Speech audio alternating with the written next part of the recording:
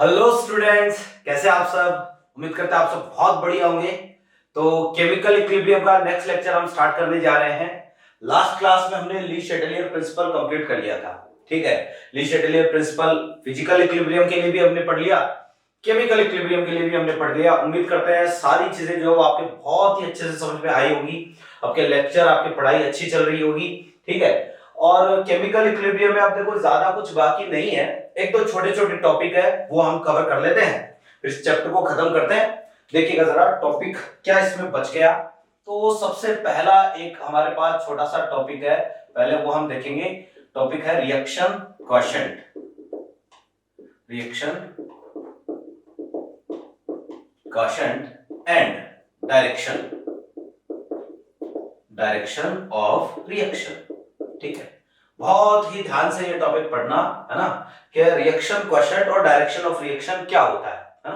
कि हमारे पास जैसे कोई रिएक्शन है, मान लो N1A is converting into N2B। ठीक है, ये हमारे पास कोई रिएक्शन है। इस रिएक्शन के लिए अगर मुझे लिखना है भैया जी Kc, तो Kc का एक्सप्रेशन कैसे लिखूंगा? कंसंट्रेशन ऑफ B की पावर N2 और कंसंट्रेशन ऑफ A की पावर कितनी? N1। अगर सेम रिएक्शन के लिए मैं Kp का एक्सप्रेशन लिखूं तो मैं लिखूंगा पार्शियल प्रेशर ऑफ A, ठीक है, इसकी पावर कितनी? N2, और partial pressure of partial pressure of B की पावर N2 और पार्शियल प्रेशर ऑफ A की पावर कितनी? N1। ये इसके लिए क्या आएगा? Kp। यहां पर जो अपने पास Kc और Kp ये दोनों के दोनों जो है वो है इक्विलिब्रियम कांस्टेंट।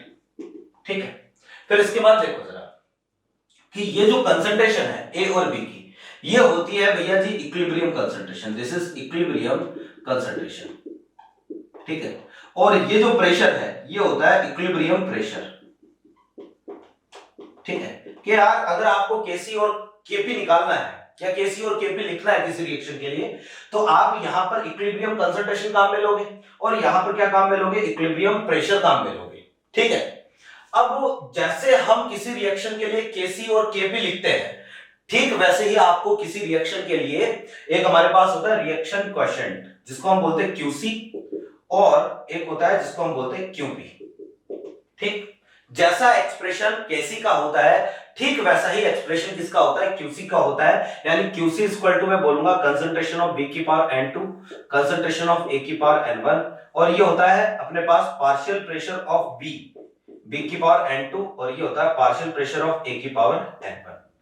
ठीक है, कि जैसा एक्सप्रेशन Kc का है ठीक वैसा ही एक्सप्रेशन Qc का है, जैसा एक्सप्रेशन Kp का है ठीक वैसा ही एक्सप्रेशन Qp का है। तो फिर इन दोनों में डिफरेंस क्या है मेरे भाई? इन दोनों में डिफरेंस ये है कि यहां जो कंसंट्रेशन होती है ना, ये कंसंट्रेशन होती है at any given time, any given time, कि भैया किसी भी दिए गए टाइम पर जो कंसंट्रेशन है ना वो आपको यहां पर रखनी है। ये कंसंट्रेशन इक्विलिब्रियम की कंसंट्रेशन हो सकती है, इक्विलिब्रियम से पहले हो सकती है, इक्विलिब्रियम के बाद में हो सकती है।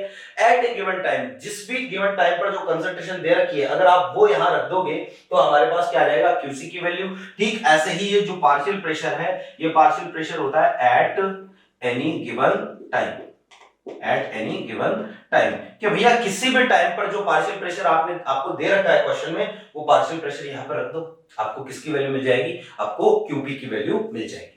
अब देखो कि किसी एक पर्टिकुलर रिएक्शन के लिए आप Kc और Qc इन दोनों की वैल्यूज को कंपेयर करके ये प्रिडिक्ट कर सकते हो कि हमारी रिएक्शन कौन सी डायरेक्शन में जा रही है। रिएक्शन फॉरवर्ड डायरेक्शन में जा रही है, रिएक्शन बैकवर्ड डायरेक्शन में जा रही है, या फिर रिएक्शन इक्विलिब्रियम पे है। हम इन दोनों की वैल्यूज को कंपेयर करके ये चीज चेक कर सकते हैं। देखना कैसे कर सकते हैं, आप ये समझो, या तो आप कंपेयर कर लो Kc और Qc को, या फिर आप कंपेयर कर लो Kp और Qp को। इन दोनों में से किसी को कंपेयर कर सकते हो, इन दोनों में से किसी को भी कंपेयर कर सकते हो। ठीक है, जैसे हम Kc और Qc को कंपेयर कर रहे हैं, देखना जरा कि मान लो ये रिएक्शन है, ठीक है, ये हमारे पास रिएक्शन है, इसके लिए Kc की वैल्यू कितनी है? मान लो 4। ये मैं जनरल एग्जांपल ले रहा हूं, इस रिएक्शन के लिए Kc की वैल्यू 4 है। ठीक है, अब यार Kc तो किसी रिएक्शन का हमेशा क्या रहता है? कांस्टेंट रहता है, और केवल किस पर डिपेंड करता है? टेम्परेचर पर डिपेंड करता है। तो Kc तो कितना है? 4 है, कांस्टेंट है। अब मुझे बताओ t इज इक्वल टू 0 पर हमारे पास केवल कौन रहेगा? केवल A रहेगा। B का अमाउंट कितना होगा? B का अमाउंट 0। तो t इज इक्वल टू 0 पर B का अमाउंट अगर 0 है तो मुझे बता दो Qc की वैल्यू कितनी आएगी? 0 आएगी। केसी तो 4 है, t इक्वल टू 0 पर क्यूसी कितना है, 0 है।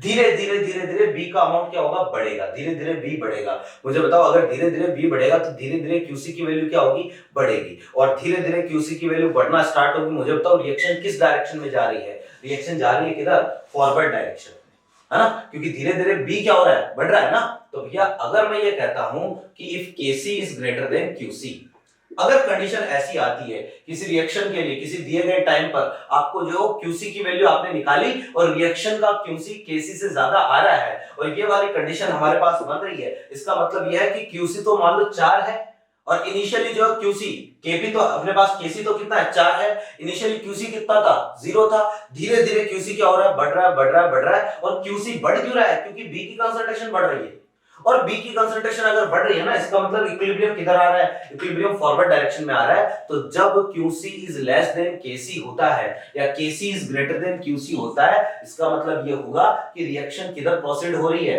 फॉरवर्ड डायरेक्शन में प्रोसीड हो रही है। ये मैं लिख देता हूं, रिएक्शन इज प्रोसीडिंग in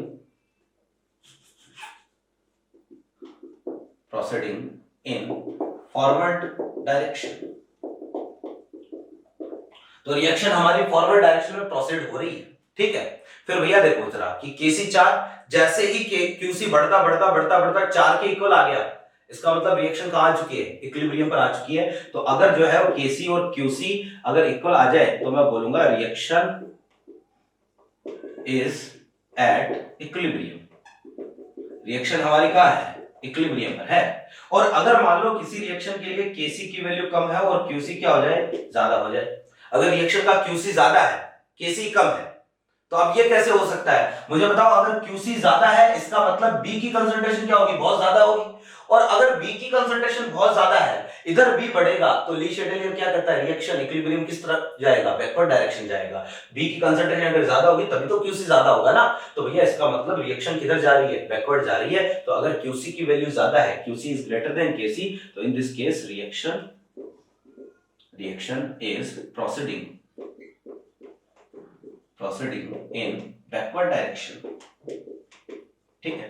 तो भैया जी ये है हमारे पास, आप किसी भी रिएक्शन के लिए केसी और क्यूसी या फिर सेम टू सेम केपी और क्यूपी, इन दोनों को कंपेयर करके आप ये बता सकते हो हमारी रिएक्शन कौन सी तरफ जा रही है। रिएक्शन इक्विलिब्रियम पर है, इक्विलिब्रियम के बाद में पीछे बैकवर्ड जा रही है या इक्विलिब्रियम से पहले फॉरवर्ड जा रही है, आप ये आसानी से बता सकते हो। और क्यूसी और केपी ये जो होते हैं इनको हम बोलते हैं reaction quotient. These are reaction quotient, ठीक है। इन दोनों को हम रिएक्शन क्वोशिएंट बोलते हैं।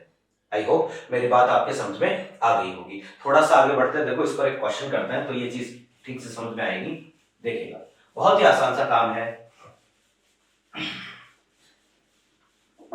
कि जैसे क्वेश्चन ऐसा है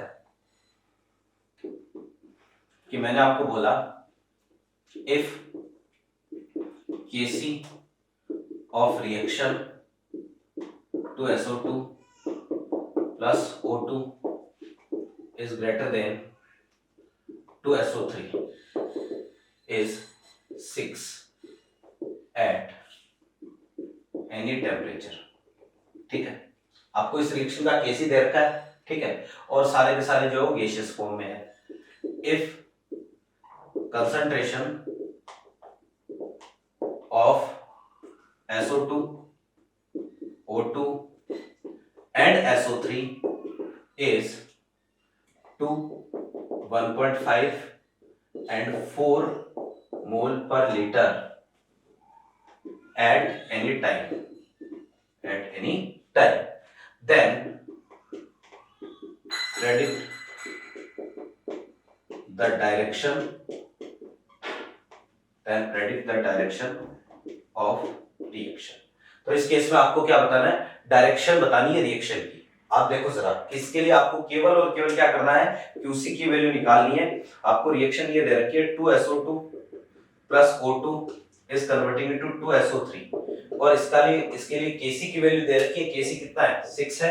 तो मुझे बताओ इसके लिए क्यूसी कितना लिखूंगा, SO3 की कंसंट्रेशन का स्क्वायर डिवाइड बाय SO2 की कंसंट्रेशन का स्क्वायर और ये आया O2 की कंसंट्रेशन। तो यहाँ पर देखो SO3 ये तो कितना दे रखा है, SO3 दे रखा है कितना 4, तो 4 का स्क्वायर कितना 16। SO2 दे रखा है कितना 2 और इसका कितना हो जाएगा 4 और ये दे रखा 1.5 तो ये जाएगा 4 टाइम्स और ये कितना हो गया 3/2 यानी कि 8/3 और 8/3 आ रहा है तो हमें ये पता है कि Kc is greater then Qc है, यानी रिएक्शन जो है किधर जा रही है, फॉरवर्ड डायरेक्शन में जा रही है। ठीक है, फॉरवर्ड डायरेक्शन।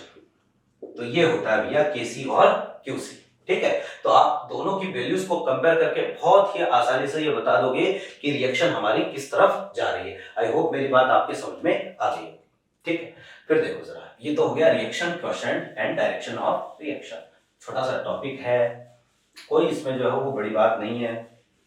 नेक्स्ट जो पॉइंट है ना वो भी कुछ इसी से रिलेटेड है कि भैया Kc या फिर इक्विलिब्रियम कांस्टेंट और दूसरा stability of reactant and product. देखो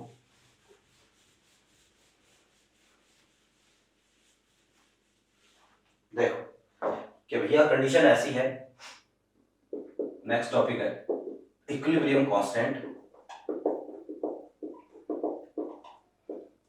इक्विलिब्रियम कांस्टेंट ये Kc भी हो सकता है और Kp भी हो सकता है। ठीक है, and stability of reactant and product.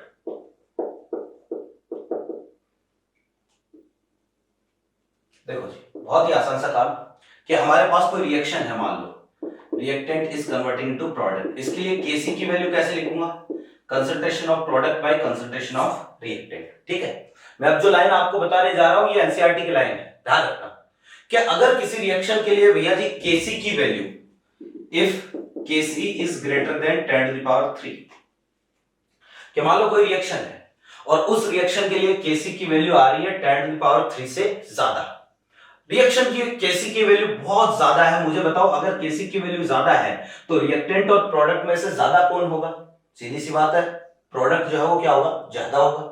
और एक चीज ध्यान में रखना कि हमेशा जो चीज ज्यादा स्टेबल होती है ना वो चीज ज्यादा बनती है, और अगर कंटेनर में ओवरऑल प्रोडक्ट का अमाउंट ज्यादा है तो इसका मतलब प्रोडक्ट ज्यादा स्टेबल होगा। तो आप क्या कर सकते हो कि दो अलग अलग सब्सटेंस के लिए इक्विलिब्रियम कांस्टेंट की वैल्यूज को कंपेयर करके उनकी स्टेबिलिटी को भी कंपेयर कर सकते हो कि यहां पर जो Kc की वैल्यू अगर ज्यादा है तो प्रोडक्ट ज्यादा है, जो चीज ज्यादा है वो ज्यादा स्टेबल है। ठीक है, क्योंकि ज्यादा बनेगी, ज्यादा स्टेबल चीज ज्यादा बनेगी। तो आप यहां पर यूं समझना कि अगर Kc की वैल्यू 10⁻³ से ज्यादा है तो मुझे बताओ कि कंटेनर में ज्यादातर कौन रहेगा, कंटेनर में ज्यादातर कौन रहेगा, प्रोडक्ट रहेगा। क्या रिएक्टेंट का अमाउंट जीरो होगा, ना भाई जीरो नहीं होगा। कभी भी कोई भी रिवर्सिबल रिएक्शन है ना उसमें ना तो रिएक्टेंट जीरो होगा ना ही प्रोडक्ट जीरो होगा। हाँ, आप ये बोल सकते हो रिएक्टेंट का अमाउंट बहुत कम होगा कि अगर Kc बहुत ज्यादा है ना तो इस केस में रिएक्टेंट बहुत कम होगा, प्रोडक्ट बहुत ज्यादा होगा। तो यानी यहां पर मैं बोलूंगा कि अगर Kc की वैल्यू 10⁻³ से ज्यादा है तो in this case product will be more stable and mostly product will be in container। तो कंटेनर में जो है वो ज्यादातर कौन होगा, प्रोडक्ट होगा। फिर देखो अगर Kc की वैल्यू जो है ना ये कम है, if Kc is less than 10⁻³ Kc की वैल्यू जो है वो इससे कम है, तो अब इस केस में हम ये बोलेंगे कि Kc अगर बहुत कम है इसका मतलब रिएक्टेंट बहुत ज्यादा है, और रिएक्टेंट ज्यादा है तो इस केस में ज्यादा स्टेबल कौन होगा, रिएक्टेंट होगा। तो यहां पर मैं बोलूंगा reactant will be more stable. तो इस केस में जो है ना रिएक्टेंट ज्यादा स्टेबल होगा, और अगर रिएक्टेंट ज्यादा स्टेबल होगा तो यहां पर हम बोलेंगे and mostly reactant will be in container. तो भैया इस केस में ज्यादातर जो है वो कंटेनर में कौन होंगे, रिएक्टेंट ही होंगे। ठीक है, तो ऐसा है कि Kc को कंपेयर करके आप क्या कर सकते हो, स्टेबिलिटी का कंपैरिजन कर सकते हो। अब देखना यहां से अगर क्वेश्चन पूछता है तो कैसे पूछता है, इसको आपने नोट कर लिया होगा। तो क्वेश्चन जो आएगा वो कुछ यूं आएगा, देखना कि जैसे आपको ये दे दिया which of the which of the following oxide is more stable। ठीक है, कि इनमें से कौन सा ऑक्साइड जो है वो ज्यादा स्टेबल है। सबसे पहला आपको ये दे दिया, जैसे मान लो 2AO is converting into A2 plus O2, इसका Kc आपको दे दिया 1.6 into 10⁻⁻⁴। एक आपको दे दिया 2BO is converting into B2 plus O2, इसका Kc आपको दे दिया 4.8 into 10⁻³ तीसरा आपको दे दिया 3CO is converting into C2 और ये साथ में O2, इसका Kc दे दिया 7.6 into 10⁻⁶ और चौथा आपको दे दिया 2DO is converting into D2 और साथ में O2, इसका Kc आपको दे दिया 1.2 into 10⁻⁴। ठीक है, ये चार है और Kc आपको दे दिया। सबसे ज्यादा स्टेबल क्या पूछा है? ऑक्साइड स्टेबल, यानी कि भैया जी आपको चेक करना है स्टेबिलिटी ऑफ रिएक्टेंट। मुझे बताओ रिएक्टेंट की स्टेबिलिटी अगर ज्यादा होगी तो रिएक्टेंट ज्यादा होगा, रिएक्टेंट जितना ज्यादा होगा Kc की वैल्यू उतनी ही कम होगी। तो जहां Kc की वैल्यू सबसे कम है वही अपना आंसर है। Kc की वैल्यू सबसे कम कहां है? थर्ड में है। तो यहाँ पर जो है वो CO जो है ना ये सबसे ज्यादा स्टेबल ऑक्साइड है। आई होप मेरी बात आपके समझ में आ गई होगी। तो एक ये छोटा सा टॉपिक है, ठीक है। अब देखो एक और टॉपिक यहाँ पर बच रहा है, वो भी हम कवर कर लेते हैं भैया जी, वेपर डेंसिटी, ठीक है, और दूसरा है अल्फा, डिग्री ऑफ डिसोसिएशन। कि आप किसी रिएक्शन में जो भी रिएक्टेंट और प्रोडक्ट की वेपर डेंसिटी है ना, उनसे बेसिकली आप अल्फा की वैल्यू कैलकुलेट कर सकते हो। देखना कैसे, के हेडिंग में लगा देता हूं vapour density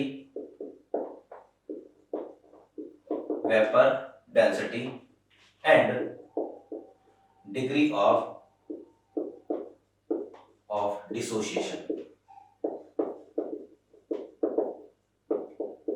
vapour density and degree of dissociation, ठीक है। ध्यान से देखना जरा कि क्या टॉपिक है। क्या मुझे ये बताओ वेपर डेंसिटी होती क्या है? आपको पहले भी बताया था वेपर डेंसिटी क्या है, मोलर मास का आधा, है ना। मोलर मास डिवाइड बाय कितना? 2, ठीक। अगर आपको जो है वो मास गिवन है तो आप मोल कैसे निकालोगे? मुझे बताओ नंबर ऑफ मोल्स। तो नंबर ऑफ मोल्स निकालने का तरीका होता है भैया जी given mass divide by molar mass, ये मोल निकालने का तरीका होता है। अब यहां पर देखो जरा कि मोलर मास ये हम कैसे निकालेंगे? तो गिवन मास डिवाइड बाय क्या आ जाएगा? Number of moles. मैं इसको ऐसे लिख सकता हूं। तो मोलर मास को आप यहां पर पुट कर दो, तो वेपर डेंसिटी जो आएगी ये हमारे पास क्या आएगी? देखो जरा कि गिवन मास डिवाइड बाय यहां आएगा नंबर ऑफ मोल्स, ठीक है, इनटू कितना? 2। ये हमारे पास क्या आ गई? Vapour density.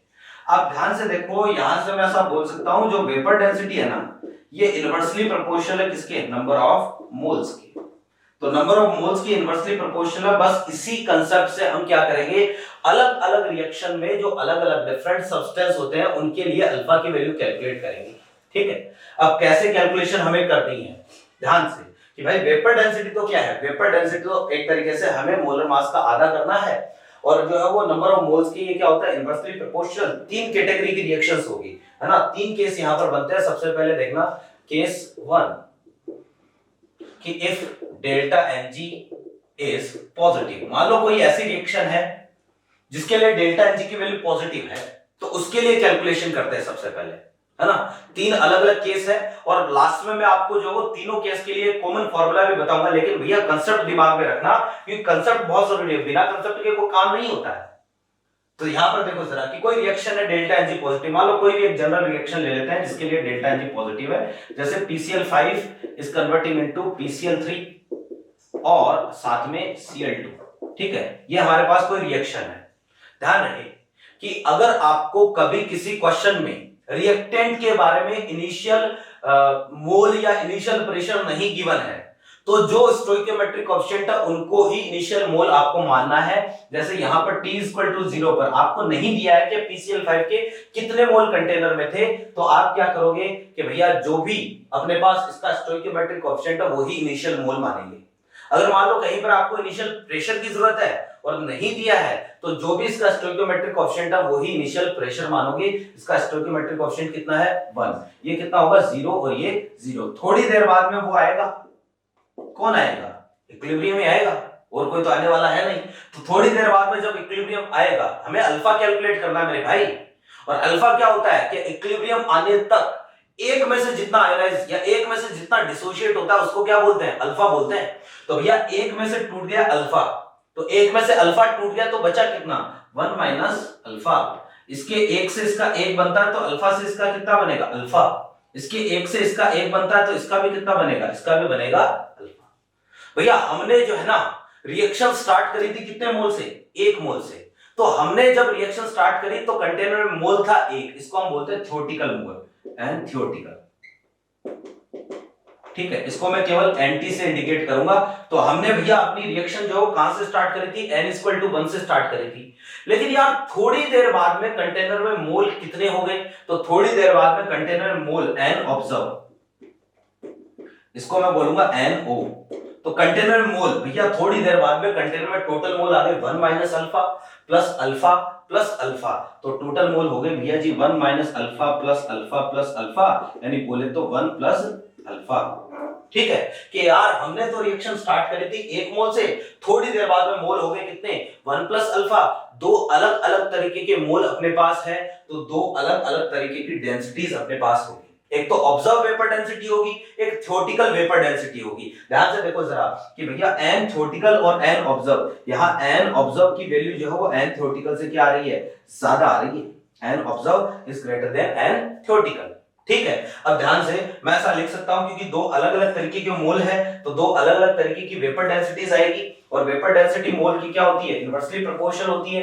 तो हम यहां से एक रिलेशन बना सकते हैं। ये तो आपने नोट कर लिया होगा ना, नहीं किया तो वीडियो रिवाइंड करके नोट कर लेना, नोट्स प्रॉपर आप बना ही रहे होंगे। तो मैं ये बोलूंगा देखो n observe divide by n theoretical is equal to d theoretical by d observe. आपको जो है ये रिलेशन ध्यान में रखना है, दो अलग अलग तरीके की डेंसिटीज आएगी। अब देखो ये जो डेंसिटीज है ना, हमें तो क्या करना है, d थ्योरेटिकल क्या है, d थ्योरेटिकल भैया थ्योरेटिकल वेपर डेंसिटी क्या है मुझे बताओ। इनिशियली कंटेनर में केवल कौन था, केवल PCl5 था। तो d थ्योरेटिकल जो है ना ये है भैया theoretical vapour density of PCl5। और ये हम कैसे निकालेंगे, तो ये हम निकालेंगे भैया जी मोलर मास डिवाइड बाय 2। और मोलर मास किसका लेना है, जिसका अल्फा कैलकुलेट कर रहे हैं। इनिशियल में जो प्रेजेंट था जिसका अल्फा आप कैलकुलेट कर रहे हो उसका मोलर मास लेना है, यानी PCl5 का मोलर मास और इसका आधा, यानी ये तो हम कैलकुलेट कर लेंगे। रही बात डी ऑब्जर्व की, भैया देखो डी ऑब्जर्व कहां से लेके आए, तो डी ऑब्जर्व मुझे बताओ डी ऑब्जर्व क्या है कि यार इक्विलिब्रियम जब आया तो PCl5 तो टूट गया, कंटेनर में कुछ PCl3 आ गया, कंटेनर में कुछ जो है वो Cl2 आ गया, दोनों कंटेनर में आ गए। यानी अब कंटेनर में तीन गैसें हैं, PCl5, PCl3 और Cl2, तीन गैसें कंटेनर में है। और तीन गैसें कंटेनर में है, इन तीनों का जो एवरेज वेपर डेंसिटी होगा ना वो एक्चुअल में क्या है, डी ऑब्जर्व है, वो डी ऑब्जर्व है। तो यानी डी ऑब्जर्व जो है ना ये कहां से आएगा, ये गिवन होगा भैया क्वेश्चन में, गिवन इन द प्रॉब्लम। क्योंकि जो डी ऑब्जर्व है ना ये एक एक्सपेरिमेंटल वैल्यू है, और एक्सपेरिमेंटल वैल्यू हमेशा आपको क्वेश्चन में मिलेगी, है ना। कि भाई डी थ्योरेटिकल जो है ना वो हम निकालते कैसे, मोलर मास का आधा, और डी ऑब्जर्व जो होगा, डी ऑब्जर्व किसकी वजह से हुआ, PCl5 प्लस PCl3 Cl2 इन तीनों के कारण हुआ। तो वेपर डेंसिटी निकालने का तरीका तो मोलर मास का आधा है। तो भैया इक्विलिब्रियम पर हमारे पास तीन गैस है, मुझे बताओ कौन सी गैस की मोलर मास का आधा करूं, किसी का नहीं। गैसियस मिक्सचर के केस में आपको गैसियस स्टेट में भी बताया था एवरेज मोलर मास यहां पर काम में लेना है। तो डी ऑब्जर्व जो है ना वो हम कैसे निकालेंगे, m एवरेज डिवाइड बाय 2। आप ऐसे निकालोगे, या तो m एवरेज की वैल्यू आपको क्वेश्चन में गिवन होगी, या अदरवाइज डायरेक्टली आपको m ऑब्जर्व की वैल्यू क्वेश्चन में गिवन होगा। ठीक है, तो आप ये मान के चलो ये ज्यादातर केस में क्वेश्चन में गिवन होगा। वैल्यूज रखते हैं n ऑब्जर्व तो कितना आया 1 plus alpha is equal to dt by do, और n थ्योरेटिकल तो कितना है 1 है। यहां से हमें तो अल्फा कैलकुलेट करना था, अल्फा इज इक्वल टू आ गया dt बाय do माइनस कितना 1, this is the value of alpha. और ये तो हम कैलकुलेट कर ही लेंगे, PCl5 का मोलर मास डिवाइड बाय 2, और ये कहां से आएगा, ये क्वेश्चन में गिवन होगा, यहां से अल्फा की वैल्यू कैलकुलेट हो जाएगी। और परसेंटेज अल्फा अगर पूछे तो ये आ जाएगा dt बाय do माइनस 1 और इनटू कर दो कितने से 100 से, दिस इज परसेंटेज अल्फा। इसी को फॉर्मूले को जो है वो हम ऐसे भी लिख सकते हैं कि जैसे अल्फा इज इक्वल टू, यहां पर जो एलसीएम कितना आएगा डीओ, ऊपर आ जाएगा dt माइनस डीओ। ये लो, इसको हम फॉर्मूले को ऐसे भी लिख सकते हैं या इसी को ऐसे भी लिख सकते हो। देखो जी, अभी हमने ये कहा था कि d थ्योरेटिकल होता है मोलर मास का आधा, तो d थ्योरेटिकल और मोलर मास क्या हो गए, प्रोपोर्शनल हो गए। तो इसको मोलर मास के टर्म में ऐसे भी लिख सकते हो, m theoretical minus m observe divide bye m observe. आप इसको ऐसे भी लिख सकते हो। m ऑब्जर्व क्या है भैया, ये रहा ऑब्जर्व मोलर मास, जिसको m एवरेज बोला है। m एवरेज और m ऑब्जर्व दोनों क्या है, सेम ही है। तो ये है भैया। अब इनमें से जो है वो आपको d ऑब्जर्व देगा और d थ्योरेटिकल हम निकालेंगे और जो है वो d अल्फा आपको पूछेगा। आई होप मेरी बात समझ में आ गई होगी, ठीक है। अब देखो कि कई बार यहाँ से जो ग्राफ भी पूछ लेता है। ग्राफ बहुत ही आसान सा काम है। हम तीनों केस पहले देखेंगे, delta N G positive, delta N G negative और डेल्टा एन जी जीरो। तीनों केस हम एक एक करके देखेंगे। यहां पर देखिएगा कि ग्राफ, तो रिलेशन ये है alpha is equal to D T by D O minus 1। तो हमें ग्राफ बनाना alpha versus D T by D O का ग्राफ बनाना है। तो यहां पर देखो, इसको तो y x पर ले लो, ये x पर हो जाएगा, तो ये इक्वेशन बनेगी y equal to mx plus c की। तो ये तो अल्फा हो गया, इधर क्या आ गया dt बाय डी आ गया, और ये देखो ग्राफ ऐसा आएगा जिसका इंटरसेप्ट कैसा है, नेगेटिव है, और स्लोप कैसा है, पॉजिटिव है। भैया m स्लोप की वैल्यू कितनी है यहाँ पर 1 है ना, तो ये थीटा कितना होगा, this theta will be 45 degree. I hope मेरी बात आपके समझ में आ गई होगी। ये है भैया case 1 delta N G positive. एक चीज और ध्यान में रखना कि भैया ये जो रिलेशन आया है ना dt minus do by du, ये रिलेशन केवल इस रिएक्शन के लिए आया है, PCl5 is converting into PCl3 plus Cl2। अगर रिएक्शन चेंज हो गई तो ये रिलेशन चेंज हो जाएगा। कि रिएक्शन मान लो कोई और है जिसके लिए डेल्टा एन जी पॉजिटिव है, तो रिएक्शन चेंज हो गई तो रिलेशन चेंज हो जाएगा। हाँ सेम भी आ सकता है लेकिन चेंज हो जाएगा। आपको वापस से ये चीजें करनी पड़ेगी, वापस से जो वो इनिशियली कितना था, फिर जो वो n थ्योरेटिकल कितने लिए, n ऑब्जर्व कितने लिए, ये चीज आपको मतलब वापस से चेक करनी पड़ेगी। चेक ना करना पड़े इसका तरीका लास्ट में बताऊंगा, क्योंकि कंसेप्ट ज्यादा जरूरी है।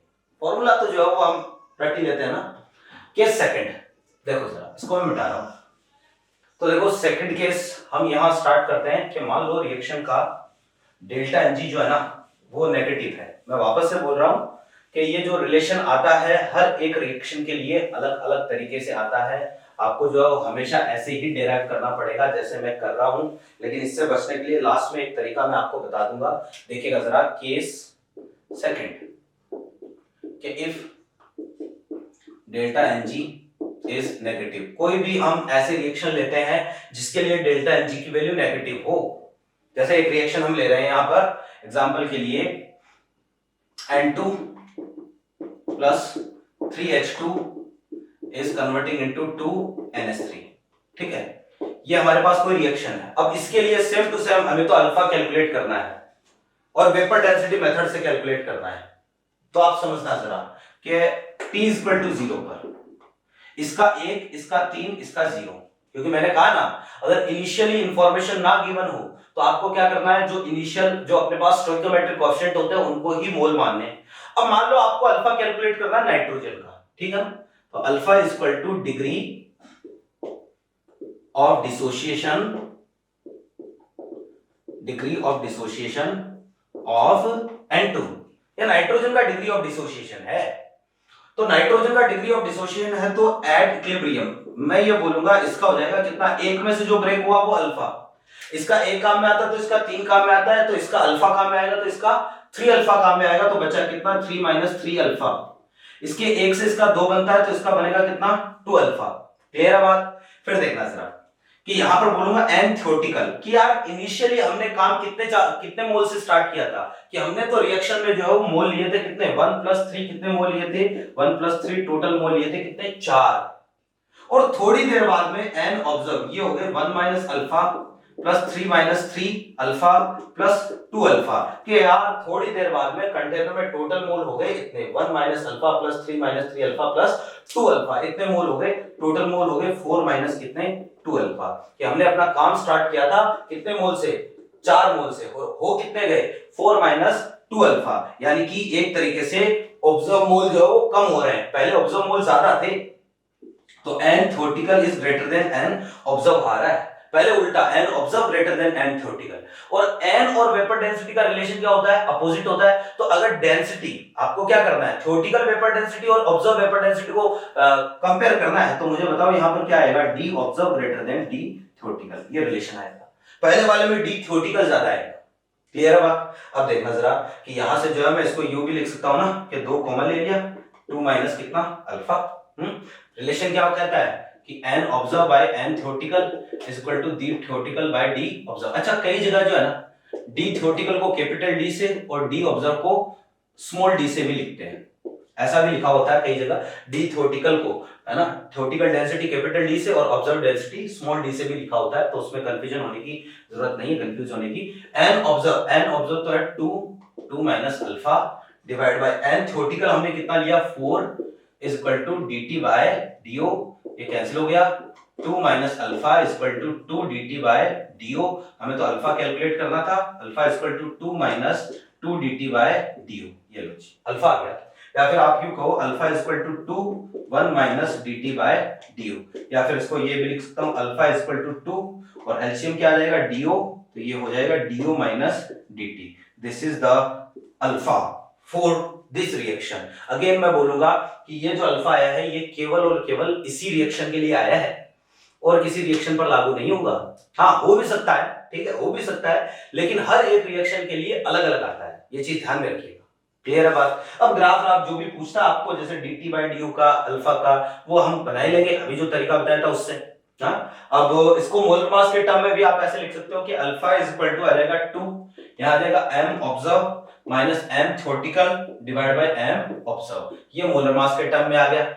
ठीक है, अब एक चीज और कि ये जो d ऑब्जर्व है ये तो क्वेश्चन मिलेगा, d थ्योरेटिकल, ये है थ्योरेटिकल वेपर डेंसिटी। किसकी वेपर डेंसिटी है? थ्योरेटिकल वेपर डेंसिटी भैया, जिसका अल्फा आप कैलकुलेट कर रहे हो ना, तो यहां पर आएगा n2 की वेपर डेंसिटी। कहने का मतलब n2 का कितना होता है 28 डिवाइड बाय 2 यानी कि 14, यानी कि यहां पर d थ्योरेटिकल की वैल्यू आएगी कितनी 14। कहने का मतलब थ्योरेटिकल वेपर डेंसिटी जो है ना, वो आपको उसकी वेपर डेंसिटी लेनी है जिसका अल्फा आपको कैलकुलेट करना है। बात समझ में आ रही है? ठीक है, तो ये है भैया अपने पास डेल्टा एन जी नेगेटिव। एक और कर लेते हैं delta N G zero, case third.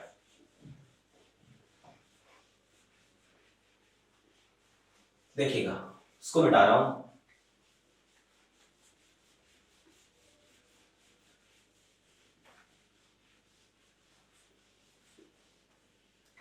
If delta N G is zero, delta N G is zero, ठीक है, कि जैसे कोई रिएक्शन है मान लो अपने पास कि H2 या 2HI is converting into H2 plus I2, ठीक है। T is equal to 0 पर इसके मोल हमने लिए 2, ये 0, ये 0। थोड़ी देर बाद में जब इक्विलिब्रियम आएगा, हमने कहा एक में से जो टूटता है वो अल्फा होता है, और एक में से अगर अल्फा टूटा तो दो में से कितना टूटेगा 2 अल्फा, तो बचा कितना 2 माइनस 2 अल्फा। क्लियर है? इसके दो से इसका एक बनता है तो 2 अल्फा से इसका बनेगा कितना अल्फा, इसके दो से इसका एक बनता है तो इसका कितना बनेगा अल्फा। ठीक है, मुझे बताओ n थ्योरेटिकल हमने कितने मोल से स्टार्ट किए थे? 2 मोल से स्टार्ट किए थे।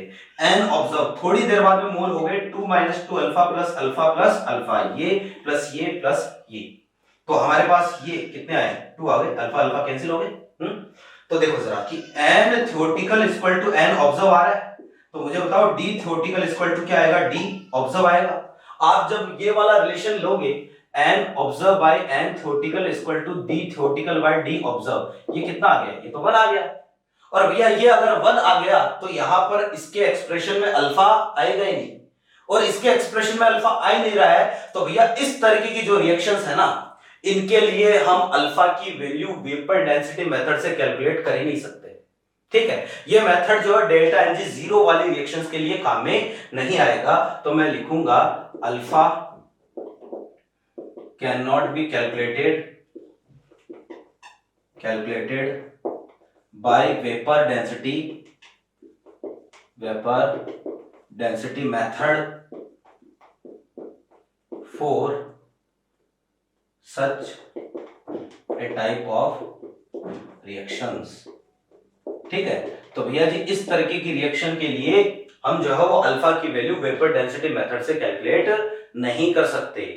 फिर देखो कि अभी मैंने कहा था चलो ये तो हो गया, तीनों केस हमने देख लिए। अब हर एक रिएक्शन के लिए तो यार हम इतना ज्यादा डेराइव हर बार नहीं कर सकते ना, इतना ज्यादा प्रोसेस, फिर तो जो है एग्जाम में यही करने बैठ जाएंगे। ठीक है, तो आप इसको डायरेक्टली भी दे सकते हो, डायरेक्ट मेथड। अब ये डायरेक्ट जो कैसे आता है, डेरिवेशन इसका वास्तव में जो ऐसे ही होता है कि ये कोई रिएक्शन हमने अजम्पशन ले ली और फिर जो डायरेक्टली मेथड इसका यही है। लेकिन आपको तो जो है वो ये मेथड ही ध्यान में रखना है, इसका डेरिवेशन कोई जो है मायने नहीं रखता है। अल्फा इज इक्वल टू होगा nr अपॉन डेल्टा ng, और यहां पर आएगा हमारे पास dt minus do by du। ठीक है भैया, किसी भी रिएक्शन पर लागू होगा कि this is for any reaction, ठीक है, किसी भी रिएक्शन पर लागू होगा। अब यहां पर कौन सी चीज क्या है ये जरूरी है। जैसे अगर इसी में हम बात करें ना, तो जो NR है, बाकी सब तो आपको पता है, लेकिन जो NR है ये है total stoichiometry of gaseous reactant. ठीक है, बाकी हमें पता है डेल्टा एनजी क्या होता है, डी थ्योरेटिकल क्या होता है, डी ऑब्जर्व क्या होता है। तो ये हमारे पास जो एनआर होता है रिएक्टेंट की टोटल स्टोइकियोमेट्री। जैसे मान लो सेम रिएक्शन है हमारे पास, है ना, या अभी जो हमने रिएक्शन देखी थी, कुछ रिएक्शंस पर इसको हम अप्लाई करना सीखते हैं। ठीक है, कि जैसे शुरू वाली रिएक्शन ही ले लेते हैं, PCl5 वाली। एग्जांपल के लिए रिएक्शन है PCl5 is converting into PCl3 plus Cl2, ये रिएक्शन है। ठीक है, सारे के सारे गैसियस है। मुझे बताओ NR की वैल्यू कितनी है, यहाँ NR की वैल्यू होगी 1, total stoichiometry of gaseous reactant. Delta Ng कितना आया, डेल्टा Ng भी कितना है, 1 है। ठीक है, तो यहां पर जो अल्फा की वैल्यू वहां रखूंगा फॉर्मूले में NR1 डेल्टा Ng1, तो ये आ जाएगा dt minus do by du। मुझे बताओ डेराइव करके ये निकाला था कि नहीं निकाला था, यही आया था, है ना। फिर देखो जरा कि जैसे हमारे पास रिएक्शन थी अभी जो आई थी N2 plus 3H2 is converting into 2NH3। NR की वैल्यू कितनी है, NR की value total stoichiometry of gaseous reactant 1 plus 3, ये भी गैसियस है ये भी गैसियस है, दोनों गैसियस है, तो NR की वैल्यू कितनी है 4। डेल्टा Ng कितना है, डेल्टा Ng आ जाएगा कितना, माइनस का 2। वैल्यू रखते हैं alpha is equal to 4 divide by minus 2 dt minus do divide by do, है ना, ये कैंसिल हो जाएगा, कितना आएगा 2, माइनस का माइनस अंदर मल्टीप्लाई कर दो तो अल्फा की वैल्यू आएगी 2 du minus dt by do। Check करो अभी जो रिलेशन हमने बनाया था क्या वो यही था, है ना।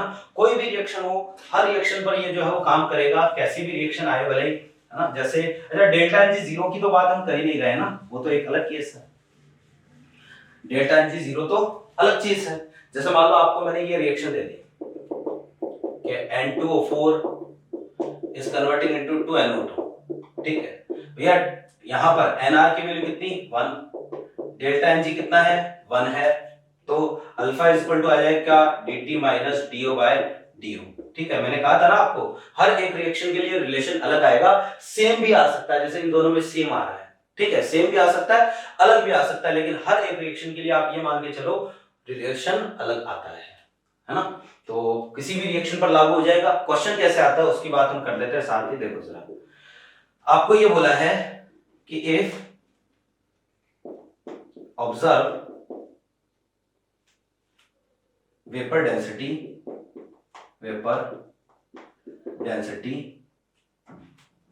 Of gaseous mixture at equilibrium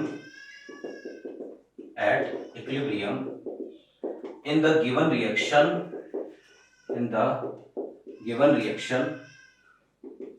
is, आपको जो है वो एक रिएक्शन दी है और इज 36। ठीक है, रिएक्शन है 2SO3 is converting into 2SO2 plus O2। ठीक है, then calculate the degree of dissociation of SO3। तो भैया जी बेसिकली आपको SO3 के लिए डिग्री ऑफ डिसोसिएशन की वैल्यू पूछी है, तो आप यहां पर देखना, इसको हम सॉल्व करते हैं। ठीक है, इस रिएक्शन के लिए मुझे बता दो NR की वैल्यू कितनी है, NR की वैल्यू है 2, डेल्टा एन जी कितना है, ध्यान से देख लो, डेल्टा एन जी कितना आ रहा है 2 + 1 3 - 2 कितना 1, तो अल्फा इज इक्वल टू हमारे पास आ जाएगा 2 into dt minus dio divide by कितना du। ठीक है, ये अल्फा आ गया, और अल्फा आ गया तो खत्म बात। मुझे बता दो डी थ्योरेटिकल तो कितना है, थ्योरेटिकल वेपर डेंसिटी उसकी वेपर डेंसिटी होती है जिसके लिए आपको अल्फा कैलकुलेट करना है। तो अल्फा कैलकुलेट करना है किसके लिए, SO3 के लिए। SO3 का मोलर मास कितना 80 डिवाइड बाय 2 यानी ये कितना आएगा 40 आएगा। तो यहां पर मैं लिखूंगा 2 into 40 minus observe vapour density आपको क्वेश्चन में दे रखी है कितनी 36, और डिवाइड बाय ये कितना आ गया 36। सॉल्व कर लो, कितना आ रहा है ये 8/36, तो अल्फा इज इक्वल टू आया 8/36। यही अपना क्या है आंसर है। इसको और ज्यादा सॉल्व कर लो, सिंपलीफाई कर लो, अपने पास आंसर आ जाएगा। तो ये है भैया वेपर डेंसिटी मेथड से अल्फा कैलकुलेट करना। डेल्टा एनजी 0 पर लागू होगा नहीं, डेल्टा एनजी पॉजिटिव के लिए कर सकते हो, डेल्टा एनजी नेगेटिव कर सकते हो, हर रिएक्शन के लिए कर सकते हो, जीरो वाली को छोड़कर। और डायरेक्टली मेथड मैंने आपको बता दी है ना। अगर इसकी जगह मान लो आपको मोलर मास देता है तो डी थ्योरेटिकल की जगह एम थ्योरेटिकल आ जाएगा, डी ऑब्जर्व की जगह एम ऑब्जर्व आ जाएगा, बस इतना ही फर्क है, बाकी कोई फर्क नहीं। आई होप मेरी बातें समझ में आ गई होगी। नेक्स्ट जो टॉपिक यहां पर बच रहा है भैया जी, चैप्टर का लास्ट टॉपिक है, वो भी हम देख ही लेते हैं। जब इतना सब कुछ हमने पढ़ा है तो एक छोटा सा टॉपिक देख लेते हैं। इसके बाद में जो बच्चे नीट की तैयारी कर रहे हैं उनके लिए जो है वो क्लासेस केमिकल इक्विलिब्रियम की कंप्लीट हो जाएगी। एक क्लास और दूंगा जो कि केवल और केवल जेई के बच्चों के लिए है, क्योंकि वो चीजें नीट में नहीं पूछी जाती है ना। जैसे साइमल्टेनियस इक्विलिब्रियम हो गया, एक हमने पीछे क्वेश्चन किया था, ठीक है, रिलेटिव ह्यूमिडिटी का, ठीक है, तो वो हो गया। एक दो जो है वो चीजें और होती है, तो वो छोटे छोटे कंसेप्ट है, ये हम नेक्स्ट क्लास में कवर करेंगे, लेकिन वो केवल जेई के लिए होगा। तो हमारे पास अगला है भैया जी gives free energy change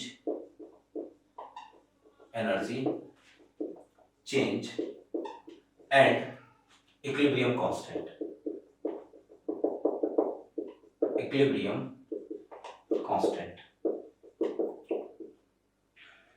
ठीक है, देखो भाई कि gives फ्री एनर्जी चेंज और इक्विलिब्रियम कांस्टेंट। एक रिएक्शन है हमारे पास, जैसे N1A gas is converting into N2B, और ये भी क्या है गैस, ठीक है। इसके लिए अगर Kp की वैल्यू लिखनी है तो मैं लिखूंगा Pb की पावर कितनी N2 और Pa की पावर N1, ठीक है। अगर आपको क्वेश्चन में Kp गिवन है और Kc लिखना है तो Kp is equal to Kc और ये RT की पावर डेल्टा Ng, ये रिलेशन हम काम में ले सकते हैं। अब एक चीज ध्यान में रखो, किसी भी रिएक्शन के लिए एक रिलेशन आता है कि फॉर एनी रिएक्शन, रिलेशन ऐसा है delta G is equal to delta G not plus RT ln QP, ये एक रिलेशन आता है। भैया ये रिलेशन कहां से आया, कैसे आया, है ना, इससे हमें कोई मतलब नहीं है, ये मैं आपको डेराइव करके भी बताऊंगा, लेकिन थर्मोडायनेमिक्स में बताऊंगा कि ये आता कैसे है। और एक चीज, इस रिलेशन में यहां पर QP होता है, QC नहीं होता है, ठीक है। अब QP ही Q होता है, QP अभी बताया ना रिएक्शन क्वोशिएंट, ये वो है, तो QP ही Q होता है। इसकी बात हम करेंगे कहां पर, थर्मोडायनेमिक्स में, ठीक है। अब देखो कि कौन सी चीज क्या है, डेल्टा G जो है ना, इसको हम बोलते हैं गिव्स फ्री एनर्जी चेंज, ठीक है। डेल्टा G नॉट ये होता है स्टैंडर्ड चेंज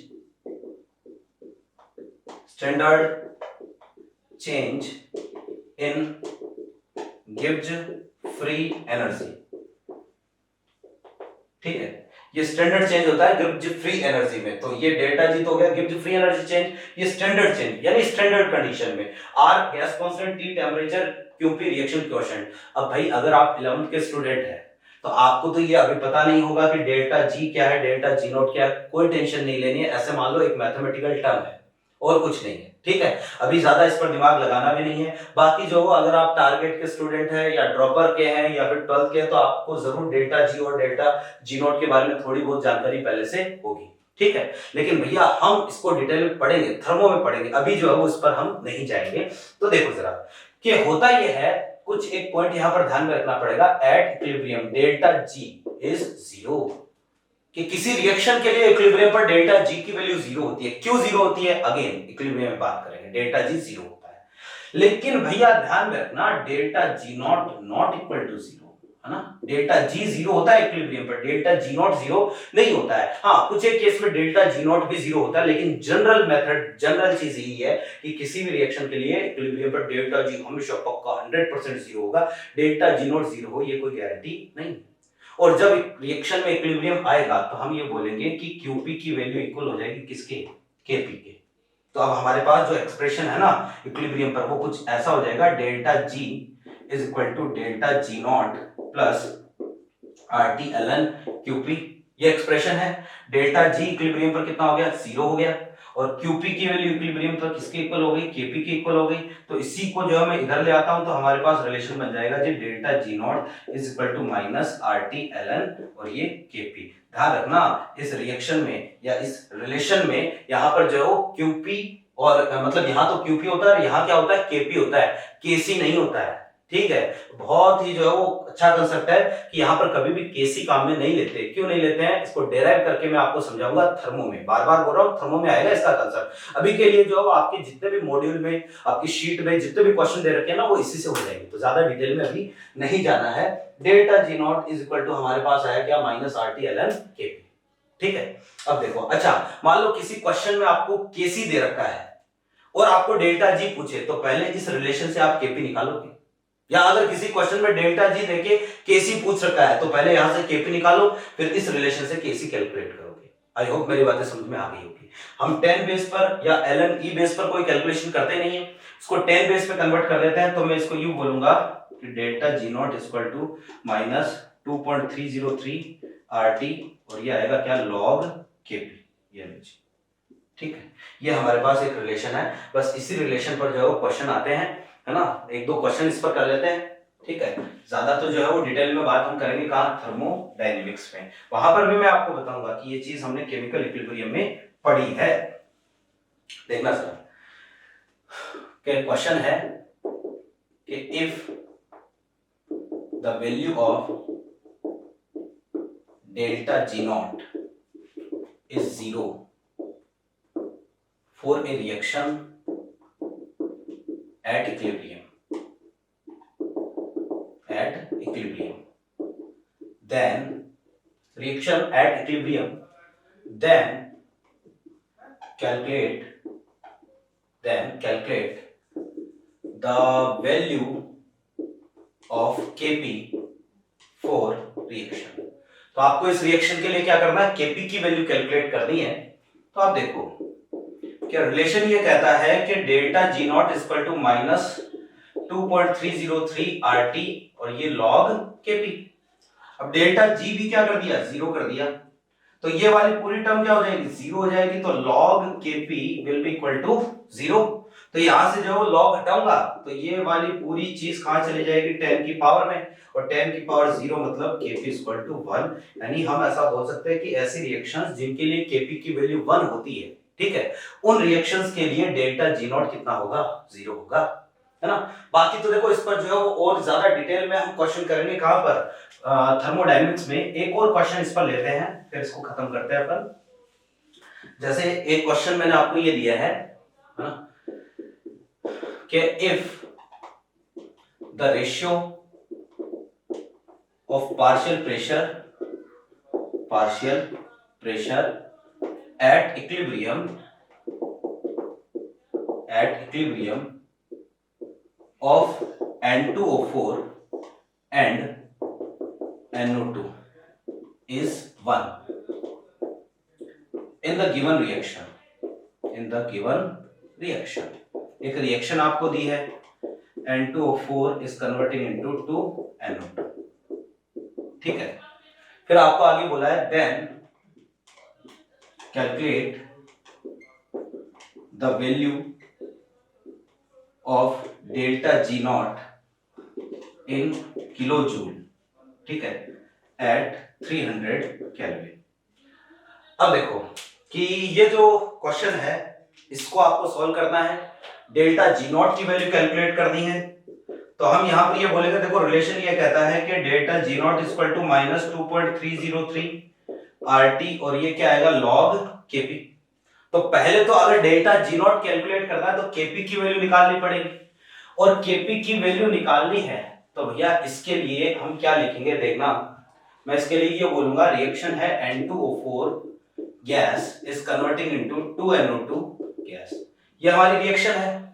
अब आपको अभी मैंने कहा था कि अगर किसी रिएक्शन में आपको इनिशियल मोल या इनिशियल प्रेशर की जानकारी ना दे तो आप क्या करोगे, जो स्टोइकियोमेट्रिक कोएफिशिएंट है उसी को इनिशियल मोल या इनिशियल प्रेशर मानोगे।